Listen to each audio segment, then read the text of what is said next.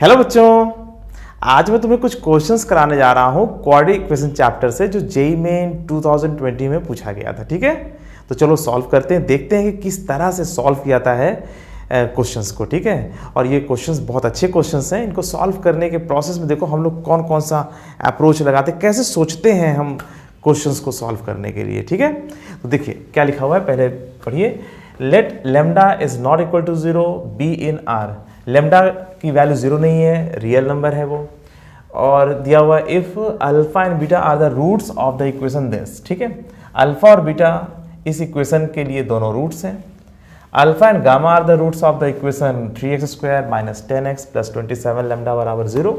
ठीक है, और उसके बाद बीटा गामा अपॉन लेमडा की वैल्यू तुमसे पूछी गई है। ठीक है, तो इसमें जो इंफॉर्मेशन है अल्फा और बीटा जो है इसके रूट्स हैं। ठीक है, और अल्फा एंड गामा जो है वो इसके रूट्स हैं। तब आपको जो वैल्यू बतानी है वो बतानी है value beta gamma upon lambda. ठीक है, तो ये है तुम्हारा क्वेश्चन। ठीक है, अल्फा बीटा इसके रूट्स, अल्फा और गामा जो है इसके रूट्स, तो बीटा गामा अपॉन लेमडा की वैल्यू क्या होगी। ठीक है, और लेमडा के लिए दिया हुआ है कि वो 0 के बराबर नहीं है, जो कि सॉल्व करते समय हमें पता चलेगा कि लेमडा की वैल्यू को हमें 0 नहीं लेना है। ठीक है, तो बच्चों देखो यहाँ पर तुम ध्यान से देखो एक्स स्क्वायर, इसको मैं ऐसे कर लेता हूँ। देखो x square minus x plus 2 lambda बराबर 0 के जो दोनों रूट्स हैं वो अल्फा और बीटा दिया हुआ है। ठीक है, और 3x square minus 10x plus 27 lambda बराबर 0, 27 लेमडा बराबर 0, इसके जो दोनों रूट्स हैं वो अल्फा और गामा दिया हुआ है। ठीक है, अब बताओ ये जो इंफॉर्मेशन तुम्हारे पास है इसमें तुम्हें वो कौन सी बात समझ में आ रही है जिसको तुम पकड़ करके आगे बढ़ सकते हो। देखो इसमें तो जो है रूट जो दिया हुआ है वो अल्फा और बीटा, इसमें अल्फा और गामा। इसका मतलब ये हुआ कि इसमें जो है अल्फा कॉमन रूट है ना, इन दोनों में ही अल्फा एक कॉमन रूट है। अगर कह देता कि these two quadratic equations have one root common, एक रूट कॉमन है, तो एक रूट कॉमन होने वाली कंडीशन लगा करके हम लोग तुरंत आगे बढ़ जाते।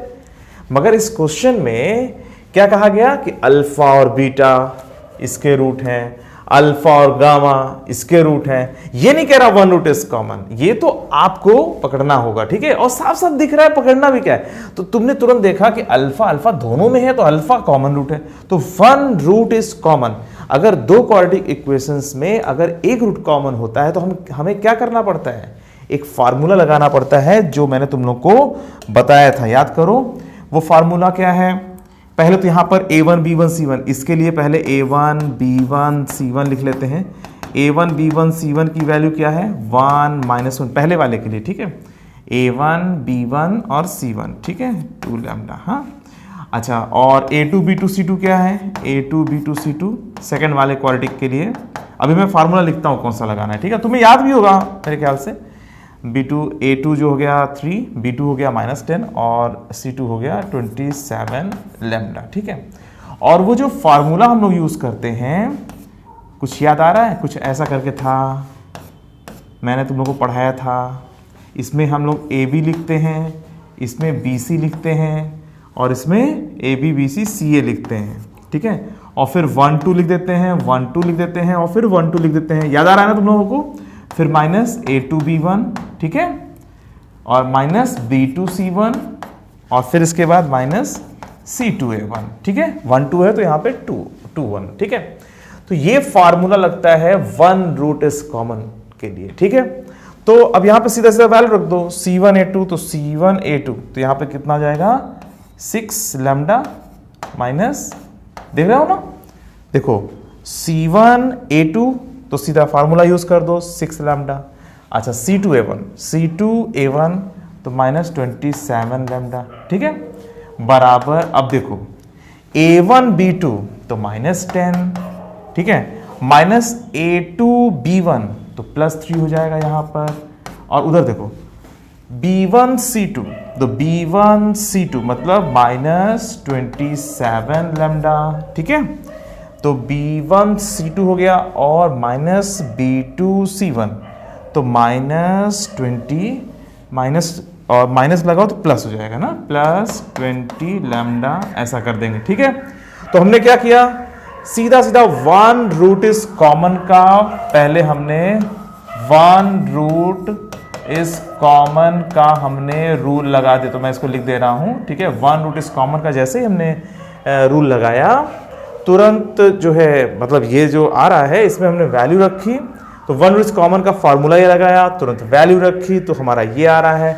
और इसके बाद देखो सॉल्व करने के बाद क्या आ रहा है, ये आ जा रहा है कितना, 21 लैम्डा का होल स्क्वायर बराबर -7 इंटू, इधर कितना आ रहा है, -7 लैम्डा। ठीक है, तो ये आ जा रहा है 21 इंटू 21 इंटू लैम्डा या स्क्वायर से लिख दें, लैम्डा स्क्वायर बराबर 49 लैम्डा।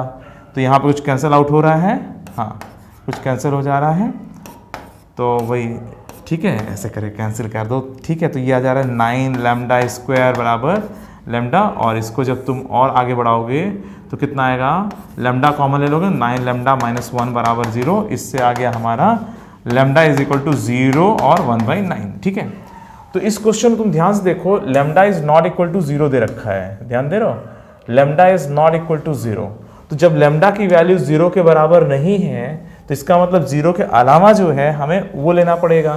तो लैम्डा की वैल्यू 0 और 1/9 आ रही है, तो लैम्डा की वैल्यू हमें 1/9 लेनी पड़ेगी। ठीक है, तो ये जो वन रूट इज कॉमन वाला जो रूल है ना, ये वाला, इस रूल का हमने फायदा लिया और तुरंत हमें लैम्डा की वैल्यू मिल गई। ठीक है, और लैम्डा की वैल्यू जब मिल गई तो इसका मतलब ये हुआ कि हम लैम्डा को यहाँ और यहाँ रख सकते हैं। ठीक है, तो अगर हम यहाँ और यहाँ रख देंगे, ठीक है, तो क्या पाएंगे, देखो मैं इसको इधर लिख दे रहा हूँ, लैम्डा की वैल्यू 0 तो ले नहीं सकते, क्योंकि लैम्डा की वैल्यू अगर 0 ले लोगे तो भाई यहाँ पे तो लिखा हुआ है नॉट इक्वल टू 0, तो कैसे ले लोगे, तो लैम्डा इज इक्वल टू 1/9। तो यहाँ पे क्या हो जाएगा, x square minus x plus 2/9 बराबर 0। देखो x square minus x plus 2 lambda, तो हमें लैम्डा की वैल्यू 1/9 लेनी है, 0 तो हम ले ही नहीं सकते, है ना।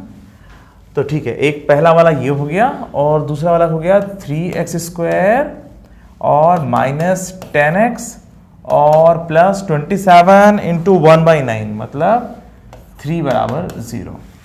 तो ये जो दोनों इक्वेशंस है ना, ये और ये वो ऐसे हैं, तो मतलब इसको और ठीक कर लो, तो 9x square minus 9x plus 2 बराबर 0, ये पहली वाली इक्वेशन है, और दूसरा वाली equation 3x square minus 10x plus 3 बराबर 0। ठीक है, समझ में आ रही बात। अच्छा, अब ये देखो, इसके दोनों रूट्स निकालोगे तो अल्फा और बीटा की वैल्यू क्या आएगी, इसमें अल्फा और बीटा की जब वैल्यू निकालोगे तो क्या मिलेगा तुम्हें। अब चलो इसके रूट्स निकालते हैं। ठीक है भाई, तुमसे कहा गया ना अल्फा और बीटा इसके रूट है, अल्फा और गामा इसके रूट है, यही तो कहा गया था। ध्यान दो भाई, पहले वाले क्वाड्रेटिक के लिए क्या रूट दिया हुआ, अल्फा और बीटा, दूसरे वाले के लिए अल्फा और गामा। तो एक काम करते, दोनों के रूट्स सारे निकाल करके जो अल्फा और बीटा और गामा की वैल्यू लिख लेते हैं, क्या होगी।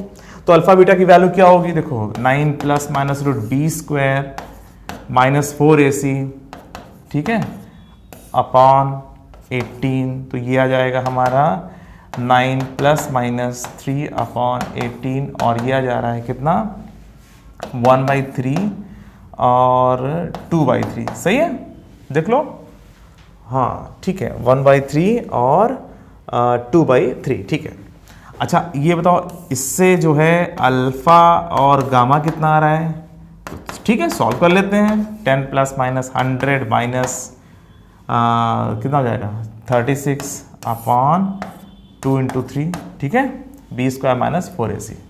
ठीक है, इसको सॉल्व करें कितना आएगा, 10 प्लस माइनस ये 8 हो जाएगा अपॉन 6, और ये आ जाएगा कितना आ रहा है, देखो एक तो 3 आ रहा है और दूसरा आ जा रहा है 1/3। ठीक है, इसका मतलब ये हुआ कि अल्फा 1/3 है, ध्यान रखना। ठीक है, तो यहाँ से हमें कुछ पता चला कि अल्फा की वैल्यू 1/3 लेनी चाहिए, क्योंकि दोनों में जो कॉमन रूट है वो अल्फा है, और बीटा इज इक्वल टू 2/3 और गामा इज इक्वल टू कितना हो जाएगा, अल्फा और गामा 3। ठीक है। और तुमसे क्या पूछा गया था, तुमसे पूछा गया था बीटा गामा अपॉन लैम्डा, इसकी वैल्यू क्या होगी, यही पूछा गया था ना। तो ठीक है, अब बीटा की वैल्यू रख दो 2/3 और यहाँ पर 3 और नीचे गामा की वैल्यू 1/9 और इसको जब सॉल्व करोगे ये 18 आ जाएगा, 3 कट जाएगा, 9 ऊपर जाएगा, 18 हो जाएगा। ठीक है, तो ये जो क्वेश्चन है ना, ये एक ऐसा क्वेश्चन है जो 1 रूट इज कॉमन वाले कॉन्सेप्ट पर बेस्ड था। ठीक है, तो हमने तुरंत जो है फार्मूला लगाया था। ठीक है, 1 रूट इज कॉमन वाला है ना, तो बस उसका यूज़ करके हमें कुछ फ़ायदा हुआ था। जो फ़ायदा हुआ था उससे दोनों इक्वेशंस बन गई थी, और जब दोनों इक्वेशंस बन गई थी तो हमने अल्फ़ा बीटा और अल्फ़ा गामा की वैल्यू निकाली, और जो फिर एग्जामिनर ने कहा था निकालने के लिए बीटा गामा अपन लैम्डा, हमने बड़े आसानी से 18 निकाल लिया।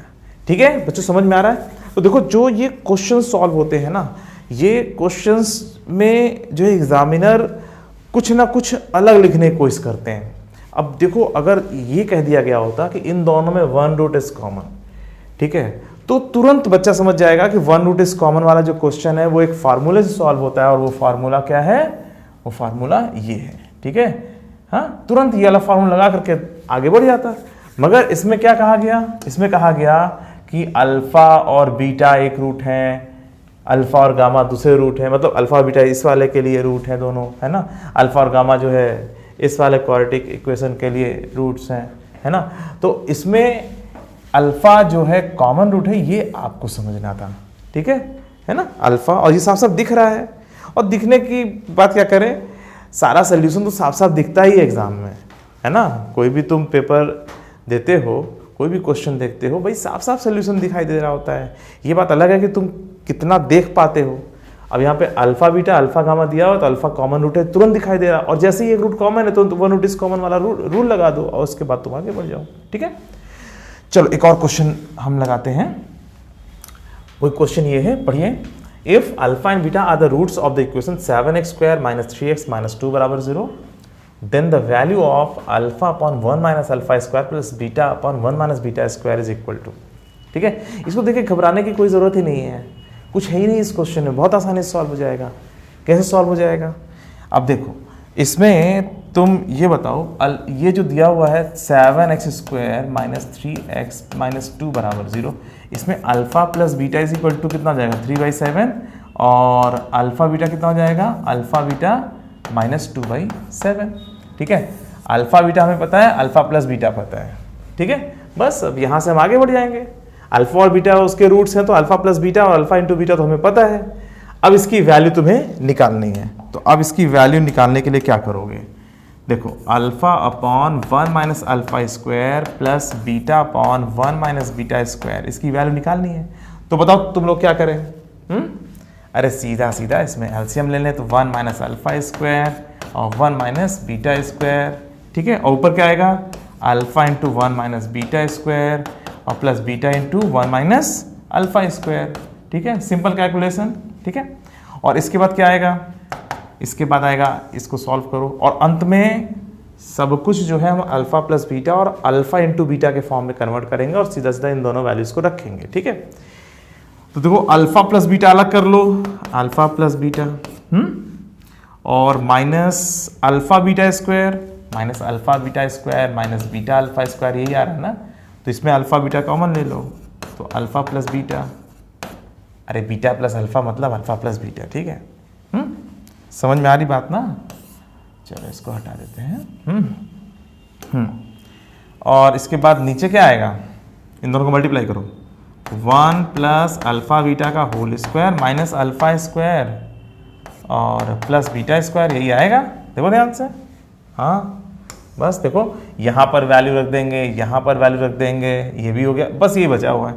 अब तुमने इतना तो काम कर रखा है कि alpha square plus beta square की वैल्यू को हम क्या लिखें, क्या लिखें बताओ, माइनस अल्फा प्लस बीटा का whole square plus 2 alpha beta, ये ले सकते हैं ना। देखो ध्यान से भाई, आपको पता है ना alpha square plus beta square की वैल्यू को हम अल्फा प्लस बीटा का होल स्क्वायर और माइनस 2 अल्फा बीटा लिख देते हैं। तो जब हमने उसका यूज़ किया यहाँ पर, तो चूंकि माइनस लगा हुआ है, ये यहाँ पे माइनस लगा हुआ है ना, तो माइनस अल्फा प्लस बीटा का whole square plus 2 alpha beta आ गया, ठीक है।